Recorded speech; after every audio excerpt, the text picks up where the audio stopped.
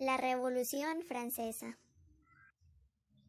La Revolución Francesa fue el cambio político-social más importante que se produjo en Europa a finales del siglo XVIII. Esta revolución significó el triunfo de un pueblo pobre, oprimido y cansado de las injusticias sobre los privilegios de la nobleza feudal y el Estado absolutista. Durante el reinado de Luis XIV, Francia se hallaba bajo el dominio de una monarquía absolutista. El poder del rey y la nobleza eran la base de este régimen, pero en realidad el Estado se encontraba en una situación económica muy mala, y ésta tocó fondo con el reinado de Luis XVI, ya que los gastos militares y las malas cosechas crearon una gravísima situación social. El pueblo pasaba hambre, mientras que los lujos del rey y la nobleza continuaban como sin nada, eso sí, endeudando mucho más al Estado. La sociedad francesa se dividía por tres sectores sociales. El primero era la Iglesia. Esta no pagaba impuestos, recibía diezmo de los campesinos y la educación estaba en sus manos. El segundo estado se componía de la nobleza, que eran dueños de las tierras. Ellos tampoco pagaban impuestos, los campesinos le pagaban un tributo y solo les podían vender sus cosechas a ellos. En el tercer estado, la composición era muy variada.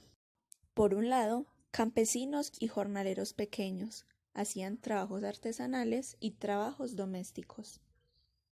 Además de esto, podían vender y comprar sus pequeñas tierras. Por otro lado, estaba la burguesía. Eran los ricos comerciantes, los profesionales, médicos, abogados y prestigiosos artesanos. En el tercer estado, lastimosamente, los siervos carecían de poder y de decisión política. A pesar de esto, pagaban todos los impuestos y hacían los peores trabajos. Lo peor de todo es que no tenían ningún derecho y todo el trabajo se lo debían a su amo. No, pero eso sí, la corte vivía rodeada de lujos.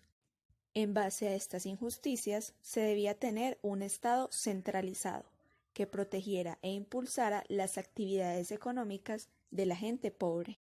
Francia debía seguir el ejemplo de Inglaterra, pues allí sí había igualdad. Las etapas por las que pasó la Revolución Francesa fueron convocatorias y reuniones de los Estados Generales. La situación de Francia estaba muy comprometedora, ya que el pueblo no soportaba más esta lamentable vida, y había un gran descontento por parte del pueblo gracias a las clases sociales. Asamblea Constituyente, julio de 1789. Gracias a esta asamblea, Francia queda dividida en 83 departamentos. Además, se consigue la aprobación de los derechos del hombre y del ciudadano. Esta estableció una soberanía nacional y una buena división de poderes.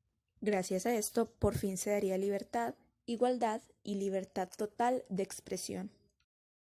Toma de la Bastilla, 14 de julio de 1789. Este día, los campesinos que en medio de una agitada multitud revolucionaria, llenos de injusticia y de hambre, explotan y se dirigen violentamente a la Bastilla, que era símbolo del régimen absolutista, donde funcionaba el sistema de gobierno. Esto inclinó un poco la balanza. Asamblea Legislativa, octubre de 1791. El propósito fue dar leyes y normas jurídicas para gobernar mejor el país. Convención Nacional, septiembre de 1792. Ya suprimida la monarquía, Francia se convirtió en una república de máxima autoridad. Los grupos políticos se dividían en dos, los grandinos y los jacobinos.